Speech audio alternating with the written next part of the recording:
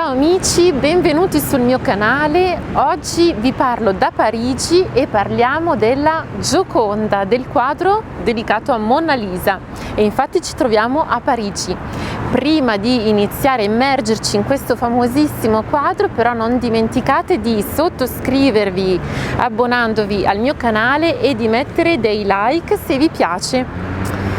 Allora, come vi dicevo, mi trovo a Parigi e quello che vedete alle mie spalle è un pezzettino del Louvre. Infatti il Louvre è grandissimo come monumento, come palazzo, e noi possiamo prendere solo un pezzettino, infatti, della sua area.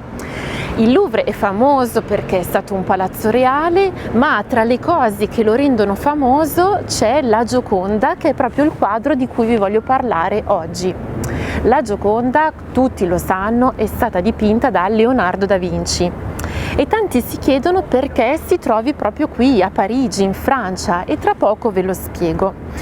Ma per prima cosa possiamo chiederci perché questo quadro è così famoso, perché la Gioconda è così famosa, e ancora prima ci possiamo chiedere chi era la Gioconda. La Gioconda è chiamata anche Monna Lisa. Monna sarebbe semplicemente signora, quindi la signora Lisa, e in effetti si parla della Gioconda come Lisa, la signora Lisa del Giocondo. Era semplicemente la sposa di questo uomo benestante del Rinascimento italiano, che aveva voluto comandare a Leonardo proprio un ritratto della sua sposa. Ma possiamo chiederci qual è il segreto di tanto successo, cioè perché la Gioconda è così famosa. Possiamo dire che la Gioconda infatti è forse il quadro più celebre di tutto il mondo. Perché? Le ragioni possiamo dire che stanno sia all'interno del quadro stesso che all'esterno, cioè negli avvenimenti che sono successi intorno a questo celebrissimo dipinto. Leonardo dipinge la Gioconda a partire dal 1503, quindi siamo in pieno Rinascimento italiano, e come dicevo prima lo dipinge questo quadro proprio per il Giocondo, che voleva avere un bel ritratto di sua moglie. La Gioconda è assolutamente affascinante per come è stata dipinta da Leonardo, e in particolare ci sono due dettagli del viso che la rendono così interessante.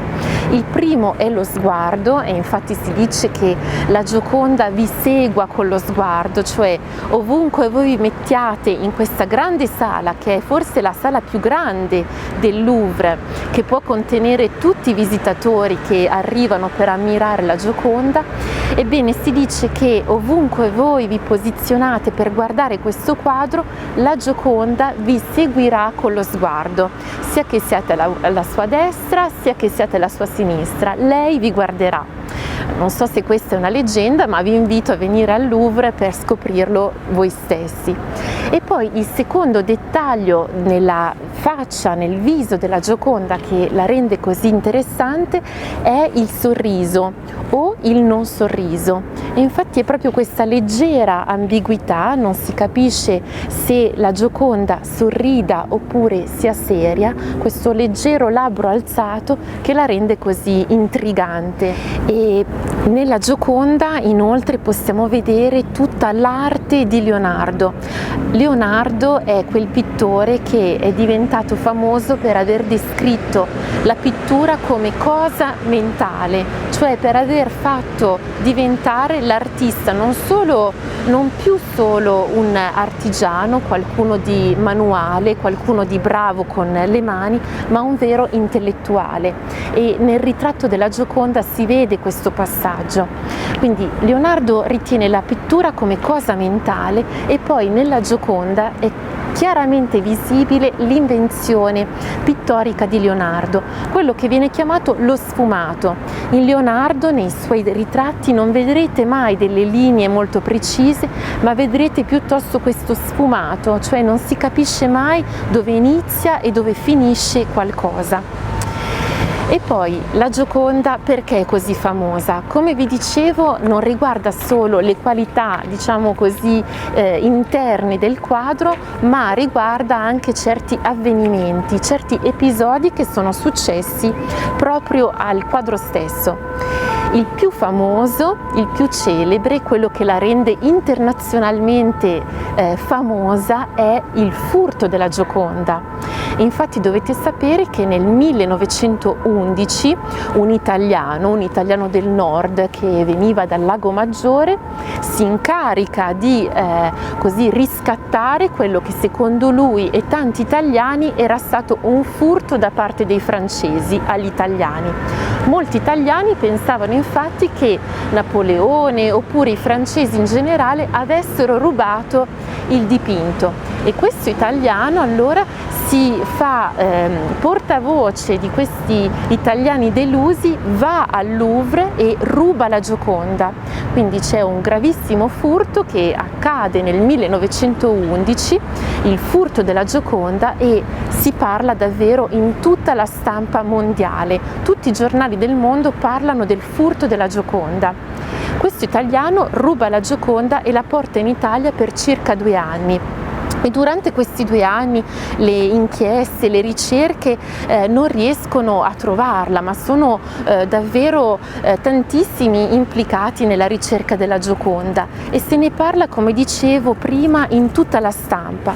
Bisogna immaginare che in quegli anni molti italiani, e come tante altre persone nel mondo, iniziavano proprio a saper leggere e quindi il fenomeno della Gioconda diventa mondiale e sempre più persone ne parlano. Questo è l'episodio che rende la Gioconda celebre in tutto il mondo. Dopo il furto però ci sono stati altri episodi che accrescono la celebrità della Gioconda. Infatti periodicamente la Gioconda viene attaccata da alcuni visitatori che non possono fare a meno di avvicinarsi, magari cercare di colpire la Gioconda, ed è un po' la ragione per la quale oggi, se venite al Louvre a visitarla, la troverete abbastanza lontana e protetta da uno spesso vetro, e quindi a volte l'esperienza di visita della Gioconda è forse un po' deludente perché è un quadro piuttosto piccolo, magari lo si immagina più grande, ma è un quadro piuttosto piccolo e molto distante, a una distanza di sicurezza, e coperto, protetto da un vetro. E poi altre cose hanno contribuito al suo successo, in particolare tanti artisti hanno cercato di riprodurla magari con varianti più o meno ironiche.